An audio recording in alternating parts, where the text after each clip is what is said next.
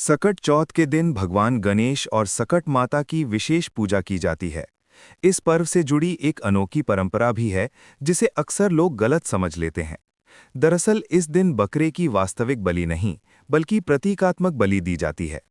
पूजा स्थल पर तिल और गुड़ से बकरे का प्रतीकात्मक चित्र बनाया जाता है और फिर दूब घास की सहायता से उसे काटने की रस्म निभाई जाती है।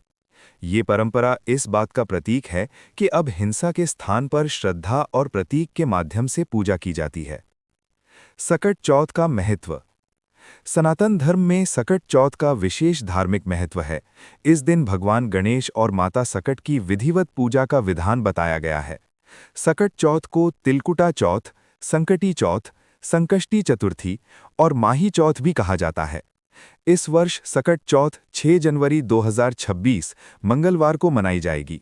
इस दिन महिलाएं निर्जला व्रत रखती हैं और रात में चंद्रमा को अर्घ्य देने के बाद ही व्रत का पारण करती हैं। ये व्रत संतान की दीर्घायु, उत्तम स्वास्थ्य और सुख समृद्धि की कामना के लिए किया जाता है। प्रतीकात्मक बकरा काटने की परंपरा।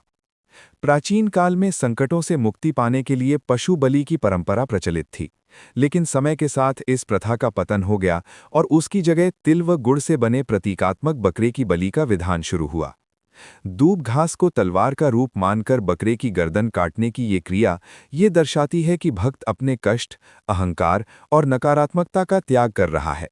माना जाता है कि इससे भगवान गणेश प्रसन्न होकर भक्तों के संकट दूर करते हैं। सकट चौथ की तिथि और शुभ समय।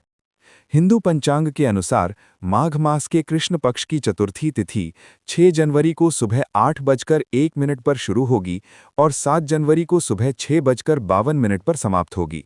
इस कारण सकट चौथ का व्रत और पूजन 6 जनवरी 2026 मंगलवार को ही मान्य रहेगा। सकट चौथ की पूजा विधि। प्रातःकाल स्नान कर व्रत का संकल्प लें। दिन भर कठोर उपवास रखें। संध्या काल में भगवान गणेश और सकट माता की पूजा करें। गणेश मंत्रों का जाप करें। चंद्रोदय के समय मिट्टी से बनी गणेश प्रतिमा या चित्र स्थापित करें। चाहे तो गणपति जी के साथ देवी दुर्गा की तस्वीर भी रख सकते हैं। पूजा में धूप, दीप, अगरबत्ती और पुष्प अर्पित करें।